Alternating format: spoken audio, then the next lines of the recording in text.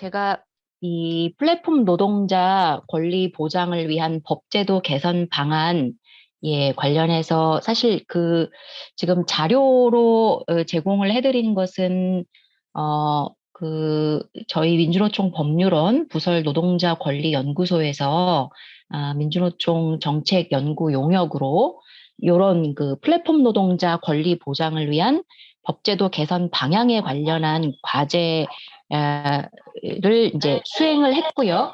거기에 보고서에 담길 핵심적인 내용들을 아주 요약해서 설명을 드리는 것이고요. 그래서 시간이 많지 않을 것 같아서 자료를 보시고 저는 이제 중요한 부분들 중심으로 말씀을 드리도록 하겠습니다. 앞에 이 한국의 플랫폼 노동 현황을 간단히 넣은 것은 우리가 경험을 한 것처럼 이 플랫폼 노동에서의 노동자를 어떤 방식으로 법 제도적으로 보호를 할 것인가 관련해서 정부는 이제 플랫폼 종사자 보호 대책, 보호 법안이라고 하는 것을 내놨죠. 그런데 이런 어떤 입법 방안을 내놓을 때는 현재 한국의 현실에서 누가 이제 이 법의 적용 대상이 되는가에 대한 정확한 실태로부터 출발을 할 필요가 있다는 생각이 듭니다. 그런데 지금 다양한 실태 조사가 있습니다만은 고용노동부 정책 연구 용역으로 진행된 것이 이제 2개가 있고, 그래서 주로 정부가 자신의 입장을 발표할 때 요 실태 조사 결과를 기반으로 하고 있기 때문에 간단히 그것을 소개하려고 합니다. 2020년에, 그러니까 작년에 노동연구원이 수행한 실태조사가 있고요. 그 다음에 이제 올해 고용정보원이 진행한 실태조사가 있습니다. 그런데 결론만 말씀을 드리면 우리나라에서 플랫폼 노동자들이 규모가 얼마나 된다라고 하는 것들은 어차피 이 2기관이 모두 이거는 전수조사나 이런 것들이 불가능하기 때문에 결국은 규모를 추정할 수밖에 없죠. 추정할 수밖에 없기 때문에 이거는 큰 의미가 있는 것은 아니고요. 다만 노동연구원이 수행한 실태조사에서는 추산치가 플랫폼 노동자라고 할 수 있는 사람들이 2020년에 약 22만 명으로 추정을 했는데 1년 뒤에 한국고용정보원에서 역시 마찬가지 조사를 해보니까 추정치가 약 66만 명이다. 그러니까 물론 이것은 정확한 조사 결과가 아니라 추정을 한 것이긴 합니다만 대략 그래도 우리 사회에서 코로나19의 영향 이런 것들로 인해서 최근에 플랫폼을 통해서 일감을 얻고 일을 하고 있는 노동자들이 굉장히 급속도로 어떻게 보면 1년 사이에 약 3배 가까이 증가를 할 정도로 급속하게 증가하고 있다라고 하는 흐름은 확인을 하실 수 있을 것 같습니다. 그리고 또 이 2개의 실태 조사에서 확인이 되는 것은요. 저희가 플랫폼을 보통 이제 예를 들면 우리 대리운전이나 배달처럼 이 지역 기반, 말하자면 플랫폼을 통해서 일감을 얻지만 실제 노동은 오프라인에서 이루어지는 지역 기반 플랫폼 노동과 웹툰처럼 대부분의 어떻게 보면은 노동이 또 이 온라인상에서 이루어진다기보다는 온라인상에서 노동이 제공이 되는 이제 이런 온라인 기반 플랫폼으로 흔히 구분을 하는데 현재 우리나라의 실태 조사에서는 이런 지역 기반 플랫폼이 오프라인에서 이루어지는 플랫폼이 온라인 플랫폼보다 3배 이상 많은 것으로 조사가 되었고요. 이 지역 기반 오프라인 플랫폼 중에서도 우리 대리나 이 음식 배달이나 유사택시처럼 배달이나 운송 노동자가 또 이 중에서의 절반 이상을 차지하는 것으로, 그러니까 말하자면 이것은 전부 다 일부 조사이기는 합니다만 적어도 우리 현재 지금 플랫폼 노동자에 관한 어떤 입법이 이루어진다고 했을 때에는 이것의 가장 1차적인 적용 대상은 오프라인에서 플랫폼 노동을 하는, 그 중에서도 배송, 그리고 운송을 담당하는 노동자들이 가장 많은 적용 대상에 포괄될 수밖에 없다라고 하는 점을 이제 확인하기 위해서 말씀을 드리는 건데요. 그런데 뒤에 다시 말씀을 드리겠습니다만 바로 이런 오프라인에서 배달과 운송을 하는 플랫폼 노동자들은 지금 세계적으로는 그 나라의 노동법이 적용되는 근로자로, 우리 식으로 말을 하자면 근로기준법의 근로자로 인정이 되고 있는 추세이다. 그러니까 말하자면 근로자다. 이 사람들은 비록 플랫폼을 통해서 일감을 얻기는 하지만 실제로 근로자다라고 하는 것으로 인정되고 있는 추세다라고 하는 점을 출발점으로 볼 수 있을 것 같습니다. 그 다음에 이제 아시는 것처럼 우리가 이제 플랫폼 노동 관련해서 현재 정부 그리고 국회에 발의를 거쳐서 현재 지금 21대 국회에 계류가 되어 있는 직접적으로 관련 있는 법이 2개가 있죠. 바로 그 정부가 사실상 법안을 만들어서 장철민 의원을 통해서 발의를 한 장철민 법안이라고 하는 직업안정법 개정안과 플랫폼 종사자 보호 법안이 있고요. 그 다음에 이제 국민의힘의 이미자 의원이 대표 발의를 한 사실 특수형태 근로종사자 보호 법안도 있습니다. 이것이 이제 직접적으로 지금 국회에 계류가 되어 있는 플랫폼 노동을 보호한다라고 하는 명목의 이제 법안들이고, 이 법안의 문제점에 대해서는 우리 플랫폼 희망찾기에서는 많이 이야기가 되었습니다만, 그래도 다시 한번 간단하게 핵심을 좀 짚어보자면, 먼저 이 이미자 의원 발의로 되어 있는 특수형태 근로종사자 보호 법안은 사실은 2007년 노무현 정부 말기에 정부 법안이었죠. 그래서 특수고용 노동자들에 대해서 특수형태 근로종사자다. 이 사람들은 노동법에 노동 근로자라고 말하기는 어려운 특수한 형태로 일을 하는 종사자들인데, 이들을 보호하기 위해서 몇 가지 노동법에 있는 몇 가지 보호 내용들을 이제 가지고 와서 특별법을 만든 것이죠.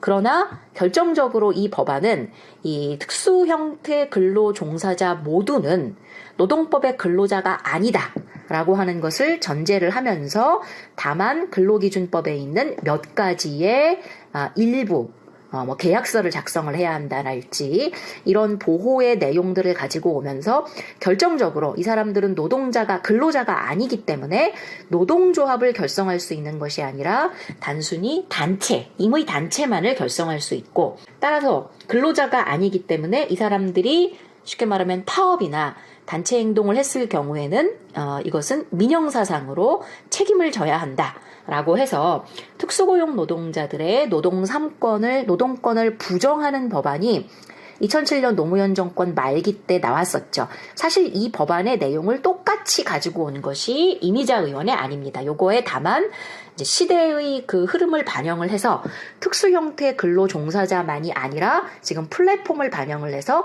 디지털 플랫폼 근로 종사자를 이제 포함시킨 것을 제외하고는 내용은 똑같습니다. 따라서 이것은 구시대적일 뿐만 아니라 사실 우리가 올해 비준을 한 ILO의 결사의 자유협약과도 정면으로 상충되는 이런 내용을 담고 있고요. 그 다음에 이제 정부가 만들었지만 장철민 의원을 통해서 대표 발의한 것은 사실은 2개가 있죠, 법이. 직업안정법을 개혁하는 안과 플랫폼 종사자 보호 법안이라고 하는 2개가 있습니다. 근데 결국은 이 법안의 핵심적인 문제점은 플랫폼 사업자를 예를 들면 네이버랄지 카카오랄지 이런 플랫폼 사업자를 단순히 일을 하려고 하는 노무 제공자와 이 사람들에게 서비스를 제공받는 고객 사이를 단순히 중개하는 역할을 하는 것으로 법적으로 정의를 함으로써 결국은 플랫폼 사업자 전체는 노동법상의 사용자로서 책임을 지는 것이 아니라 단순 중개하는 역할만을 한다. 그래서 여기에 따르는 가장 최소한의 규제를 받도록 하는 것이 핵심적인 문제라고 볼 수가 있겠습니다.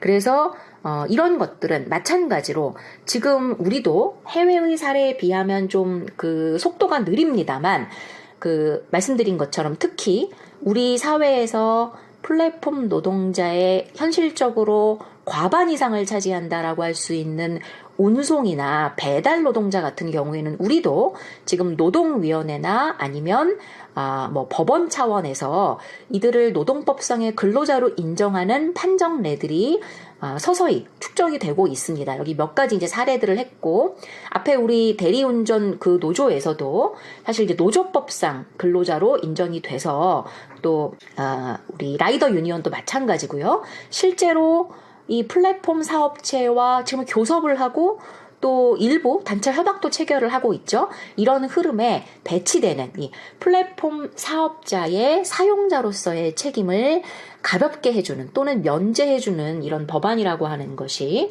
현재 정부가 발의해 놓은 법안의 가장 핵심적인 이제 문제라고 할 수 있겠습니다. 그러면 이 지금 좀 세계적인 흐름은 어떠한가 간단히 소개를 드리면은요. 먼저 이 국제노동기구 ILO의 입장은 대단히 확고합니다.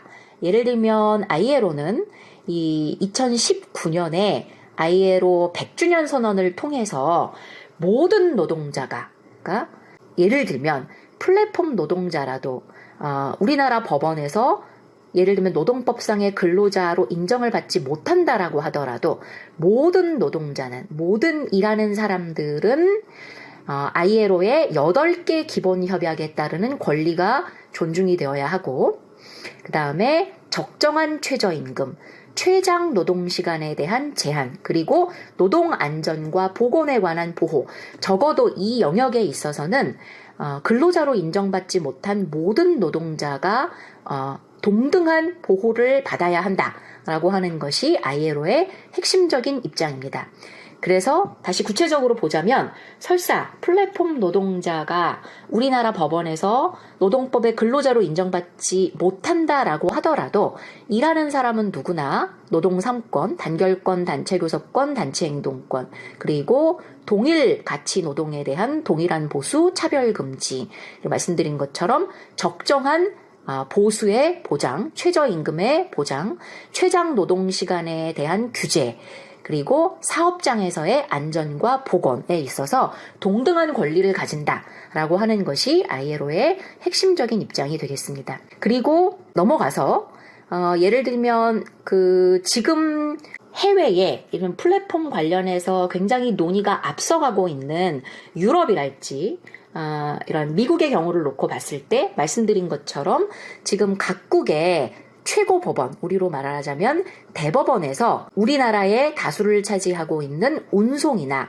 배달 노동자들을 노동법의 근로자로 인정하는 판결들이 최근 몇 년 사이에 굉장히 많이 나오고 있습니다. 그래서 제가 이제 이 자료에는 이 판결의 핵심적인 요지들을 실었고요.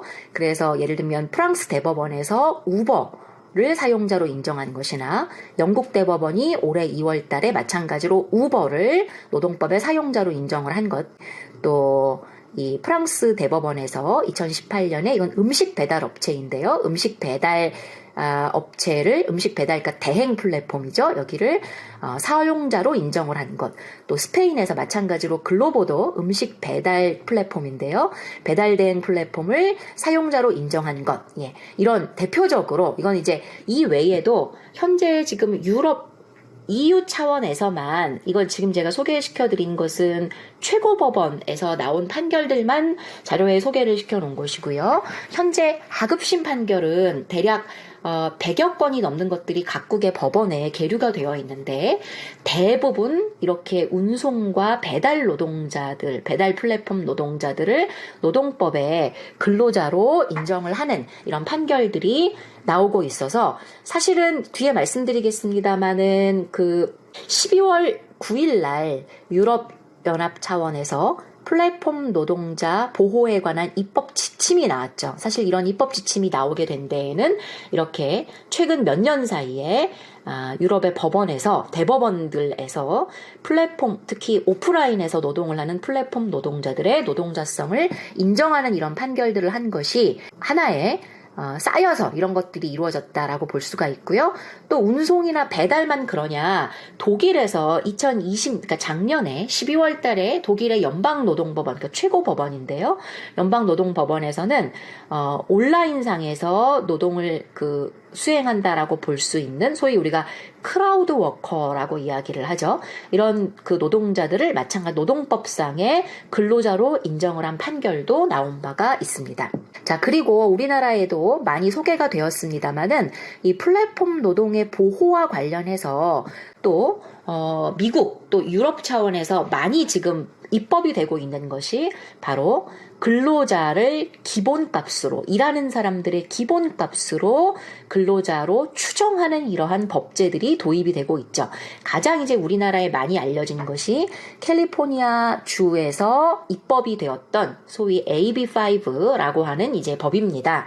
간단히 소개를 시켜드리면 이거는 기본적으로 여기 이제 이 세 가지, A, B, C 세 가지의 요건이 있습니다. 그러니까 일하는 사람은 기본이 노동법에서 이야기하는 근로자로 추정이 되고요. 그러면 이 사람들이 근로자가 아니다 라고 주장을 하는 사람, 대체적으로는 사용자들이겠죠. 기업들이겠죠. 이 사람들이 플랫폼 노동자나 아니면 특수고용 노동자들은 자영인이다 라고 주장을 하겠죠. 노동법에 적용을 받지 않기 위해서.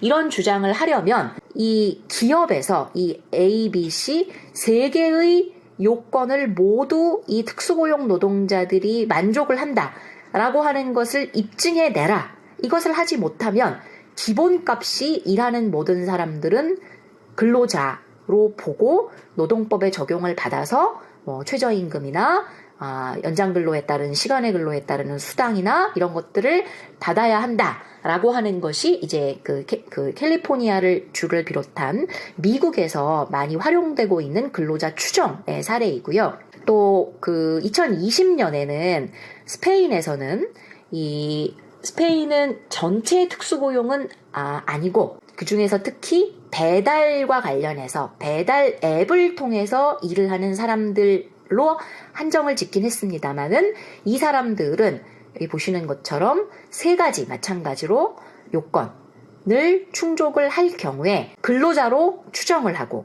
반대로 이 사람들이 근로자가 아니다 라고 주장을 하는 사용자가 반대로 이것을 반증하는데 아니다 라고 하는 것을 입증하는 것에 성공한 경우에만 근로자가 아니게 돼서 노동법의 적용을 받지 않는 이런 것으로 또 스페인에서도 추정하는 법들이 마련이 된 바가 있습니다. 자, 그리고 스페인 노동법에서는 또 특히 굉장히 주목할 만한 것이 우리 알고리즘에 관한 노동자의 권리를 명문으로 입법화하는 사실은 세계 최초의 입법이 이루어졌죠. 그래서 스페인 노동법에서는 바로 구체적으로 이 노동 조건에 영향을 미치는 알고리즘이나 인공지능에 이제 구체적으로 그 기초가 되는 매개 변수, 규칙 등에 관한 정보를 플랫폼 사업자가 이제 스페인 노동법에 따르는 노동자 평의회, 우리식으로 얘기를 하자면 근로자 대표에게 제공받을 권리, 이것을 최초로 입법하기도 했습니다. 그리고 이제 주목할 것이 이런 어떻게 보면 세계적인 흐름을 종합했다라고 할 수 있는 것이 바로 20일 전에 12월 9일 날인데요. 여기 12월 9일 날입니다. 12월 9일 날 유럽연합 차원에서 플랫폼 노동의 노동조건 개선을 위한 입법 지침이라고 하는 것을 발표했습니다. 이 입법 지침이라고 하는 것은요. 유럽은 이제 유럽연합 내에서 유럽연합의 회원국인 국가들은 이 입법 지침, 디렉티브라고 하는데요. 디렉티브가 채택이 되면 이 디렉티브에 맞도록 각각 자기 나라의 법령들을 바꿔야 합니다. 이 디렉티브가 한번 채택이 되면 2년 이내에 이 디렉티브의 내용을 충실하게 반영해서 각국의 노동법을 바꿔야 합니다. 이제 이런 입법 지침을 이제 채택하겠다라고 초안을 발표한 것인데요. 여기서 굉장히 중요한 내용이 있습니다. 세 가지로 이 입법 지침의 내용을 요약해서 말씀을 드릴 수 있는데요.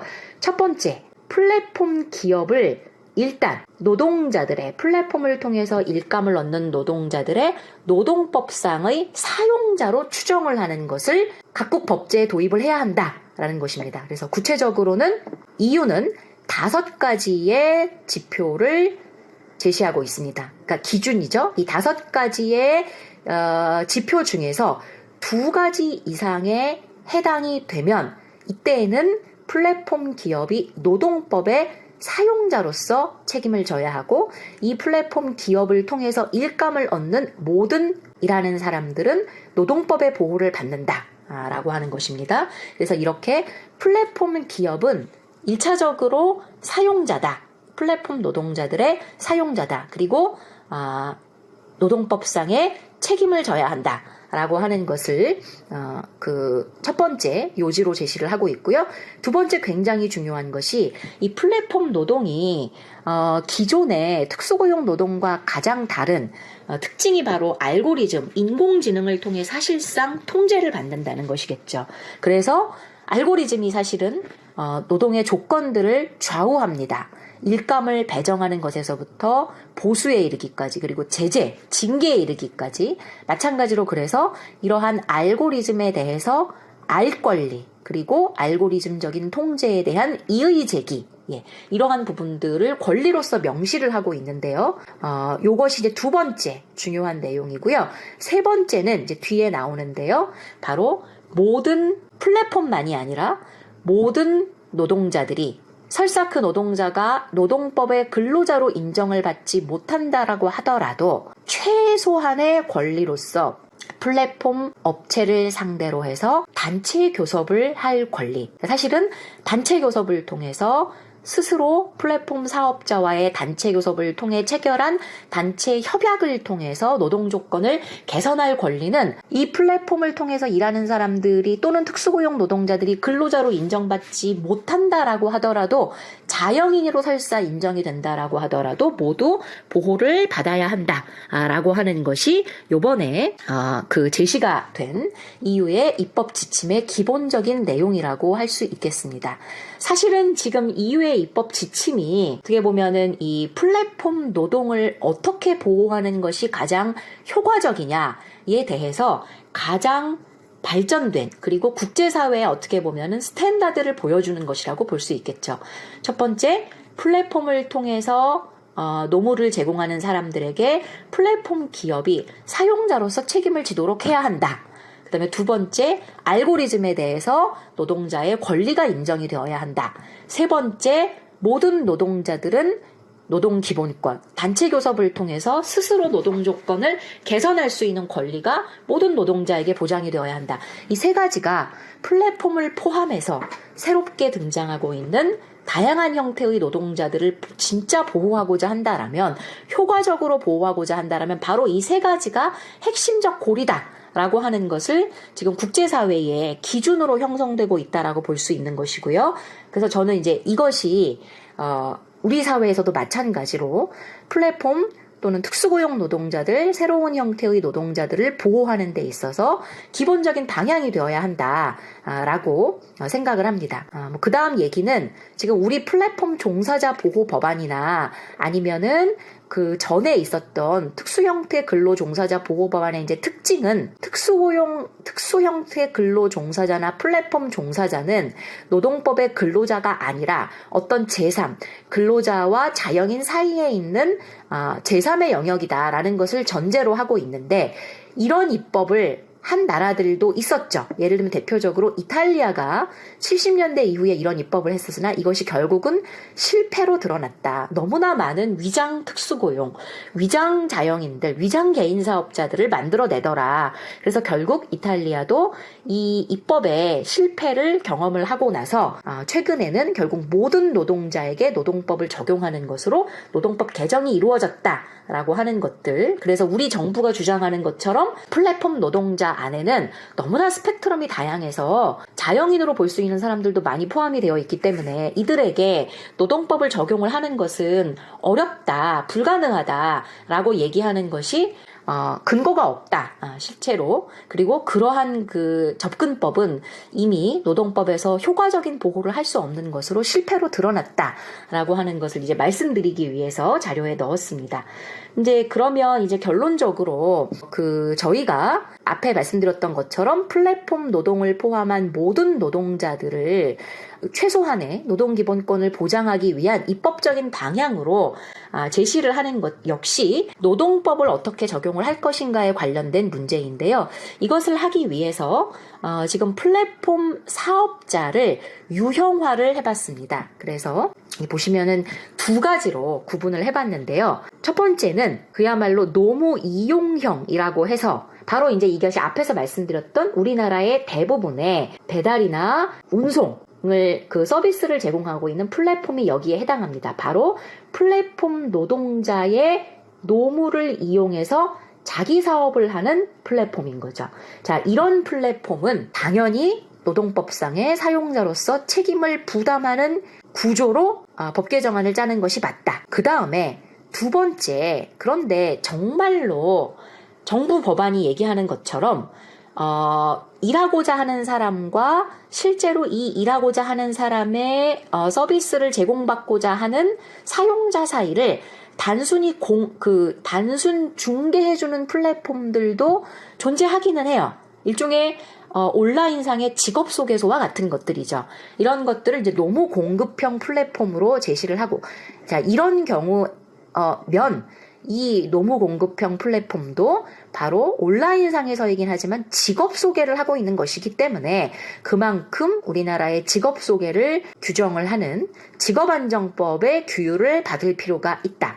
이들이 아무리 직업 소개만 하더라도 자기들 마음대로 말하자면은 수수료를 과다하게 가져간다거나 이런 문제들은 없어야 되기 때문에 그리고 직업 소개에 따르는 최소한의 책임을 져야 하기 때문에 직업안정법을 규제하자. 이렇게 두 가지로 플랫폼을 유형화한 것입니다. 그래서 아까 정부안으로 나왔던 직업안정법 개정안이나 플랫폼 종사자 보호 법안과의 차이점을 이제 한눈으로 말씀을 드리면 말씀드렸던 것처럼 정부안은 모든 플랫폼 사업자는 다 예를 들면 카카오 모빌리티이건 배달의 민족이건 모두 이것은 단순 중개기관이다.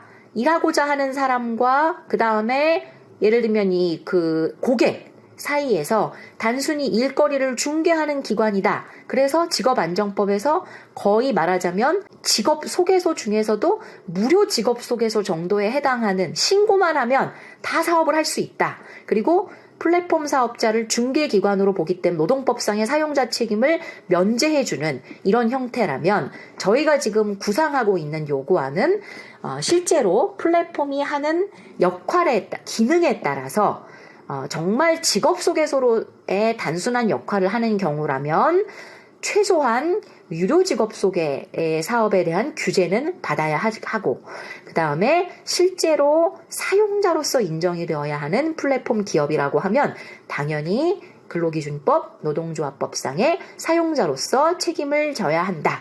라고 하는 요런 이제 구조로 그 법안을 짜본 것이고요. 그래서 이제 구체적인 내용으로 말씀드린 것처럼 자, 먼저 첫 번째는 그야말로 일하는 사람의 기본법으로서의 근로기준법을 어떻게 일하는 방식이 다소 다른 특수고용과 플랫폼 노동자에게 적용을 할 것인가에 대해서 요구안을 만들어 본 것입니다. 마찬가지로 요지만 간단히 말씀을 드리면은요, 지금 근로기준법에 근로자의 정의 규정을 보다 폭넓게 특수고용이나 플랫폼 노동자를 포함할 수 있도록 개정하는 내용이 포함되어 있고요. 그 다음에 중요한 것은 바로 말씀드린 것처럼 유럽연합의 입법 지침에도 나오는 것처럼 플랫폼 노동자의 노무를 이용하는 플랫폼 사업자는 근로기준법의 노동법의 사용자다라고 하는 것을 분명히 하는 것이 바로 노동법 적용의 가장 효과적인 방법이다. 그래서 마찬가지로 우리 근로기준법에 노무이용 플랫폼 사업자는 이 법에서 근로기준법에서 말하는 사용자로서 본다. 라고 하는 내용을 넣은 것입니다. 그러면 어떤 경우가 사용자로 볼 수 있는 플랫폼이냐? 바로 그 플랫폼이 노무 제공의 방식을 정하거나 노무 제공의 대가, 그러니까 플랫폼 노동자들이 받는 그 보수의 기준을 정하는 경우, 이 둘 중에 어느 하나에 해당할 경우에는 그런 플랫폼 사업자는 근로기준법의 사용자로 보아서 사용자로서의 책임을 지운다라고 하는 개정안이고요. 그래서 이제 이런 경우에 플랫폼 사업자는 근로기준법의 사용자로서의 모든 책임을 부담을 하는데 특히 플랫폼이라고 하는 그 노동의 특성에 맞도록 기본적으로 근로기준법의 사용자로서의 책임을 부담하는 것에 플러스 알파로 어떤 것들을 플랫폼 사업자의 의무로 할 것이냐. 예를 들면 노무 제공 조건을 구체적으로 명시하도록 하는 것들, 그리고 일방적으로 사실 근로자에 대한 해고라고 볼 수 있는 계약 해지, 특히 계정을 정지하거나 차단하는 것을 제한하는 것들, 그리고 중요한 것이 말씀드린 것처럼 플랫폼 노동을 보호하기 위해서 가장 핵심적인 것이 바로 알고리즘과 인공지능에 대해서 설명을 들을 권리를 노동법에 넣는 것이죠. 그래서 스페인 노동법에 있는 것처럼, 그리고 유럽 입법 지침에서 제기하는 것처럼 플랫폼 사업자가 이런 알고리즘과 인공지능에 대해서 설명할 의무, 그리고 노동자들은 설명을 들을 권리, 그리고 이의를 제기하고 정정을 요구할 권리 등을 노동법에 넣는 것을 이제 내용을 담고 있고요. 그다음에 이 근로기준법이 대부분 이 근로 시간에 따라서 예를 들면 연장근로수당이랄지 주휴수당이랄지 또는 연차휴가랄지 이런 것들이 이제 주로 그 풀타임, 전일제로 일하는, 쉽게 말하면 주 40시간을 기본으로 일하는 근로자들을 모델로 상정하고 있다 보니까 굉장히 불규칙하게 일을 한다거나 단시간 일한다거나 여러 사업주, 그러니까 여러 플랫폼을 통해서 일감을 받는 근로자들의 이 근로조건을 보호하는 데에는 좀 조율이 필요합니다. 그래서 그런 내용들을 포함을 해서 예를 들면 이 플랫폼을 통해서 일을 하는 경우에 근로시간을 어떻게 산정을 할 것인지에 대한 내용이랄지, 유급휴일이나 연차 유급휴가는 어떻게 최소한으로 보장을 할 것인지 이런 내용들을 넣었고요. 그다음에 이제 특히 플랫폼이나 특수고용이나 많은 노동자들이 그 전형적인 정규직 근로자들처럼 뭐 기본급이 있고 수당이 붙고 이런 방식이 아니라 사실 100% 실적급, 성과급이라고 볼 수 있는 도급제 임금으로 일을 하죠. 그런데 이제 이런 경우에 최저임금법도 제대로 적용받지 못하고 하기 때문에 사실은 이러한 도급제로 임금을 받는 경우에 최소한의 임금 보장을 어떻게 할 것인가에 대한 내용들도 이제 규정에 넣었고요. 이런 내용들이 근로기준법 그 개정 요구안에 들어가 있습니다. 그래서 핵심은 근로기준법 개정 요구안의 핵심은 플랫폼 사업자가 노무 이용형 플랫폼 사업자일 경우에 근로기준법상의 사용자로서 책임을 지도록 하고, 특히 플랫폼을 통해서 일을 하는 사람들의 특성에 맞도록 알고리즘에 대한 알 권리, 그리고 이 굉장히 불규칙하고 짧은 노동시간, 그리고 도급제가 말하자면 그 보수가 성과급으로 정해지는 것들을 어떻게 최저한의 기준을 정할 것인가에 대한 내용들이 근로기준법 개정 요구안에 들어가 있고요. 두 번째는 아까 이유에서 나온 것처럼 모든 일하는 사람들은 노동성권을 보장을 해야 한다라고 하는 것이 ILO의 입장이기도 하고 EU의 이번에 입법 지침의 내용이기도 하고, 대부분의 국가에서 사실은 우리의 노동조합법 같은 것들이 없죠. 대부분의 유럽 국가들은 기본적으로 일하는 모든 사람이 노동조합을 하는 것은 너무 당연하다라고 생각을 합니다. 근데 우리는 노조법에서 근로자로 인정되는 경우에만 사실은 단체 교섭을 할 권리랄지 단체 협약에 대한 권리 이런 것들이 보장이 되기 때문에 우리 특수고용 노동조합 운동에서 뭐 20년째 주장을 하고 있는 이 노조법의 근로자 정의, 사용자 정의를 현실에 맞게 넓히자라고 하는 것이 마찬가지로 플랫폼 노동자를 보호하는 데에도 가장 핵심적인 요구가 될 수밖에 없습니다. 그래서 특수고용 플랫폼 노동자를 포함한 모든 노동자들이 노조법상의 근로자로 포함될 수 있도록 하는 노조법 2조의 근로자 정의 개정, 그리고 또 이 플랫폼을 비롯한 특수고용의 사용자들이 자신은 노조법상의 사용자가 아니라고 주장을 하기 때문에 이 사람들이 그런 주장을 하지 못하도록 노조법상의 사용자의 개념을 넓히는 개념 정의가 들어가 있는 것이 핵심적인 이런 내용이라고, 노동법 적용에 있어서 핵심적인 내용이라고 볼 수가 있습니다. 그래서 간단하게 그 개정안을 말씀을 드렸고요. 사실 이 외에도 저희가 말씀드린 것처럼 그야말로 단순히 직업 소개의 기능만을 한다, 이런 플랫폼일 경우라 하더라도 이들은 최소한 유료 직업소개소로서의 규율은 받아야 한다. 그래서 직업안정법 개정안도 포함이 되어 있습니다. 그래서 이렇게 플랫폼 사업체를 자신의 역할에 맞도록, 자신의 기능에 맞도록 적절하게 책임을 지도록 하는 것, 그리고 플랫폼을 포함한 모든 노동자들이 최소한의 노동자로서의 권리를 보장받을 수 있도록 하는 것, 그리고 특히 플랫폼인 경우에는 알고리즘에 대해서 어떻게 노동자의 알 권리를 보장하도록 할 것인가, 이것이 핵심적인 권리 보장의 법제도 개선 방안이 될 수밖에 없다라는 것이 저희 지금 입법안의 핵심으로 짜들어가고 있다라고 이제 말씀을 드리면서 일단 제 설명은 이것으로 마치는 것으로 하겠습니다.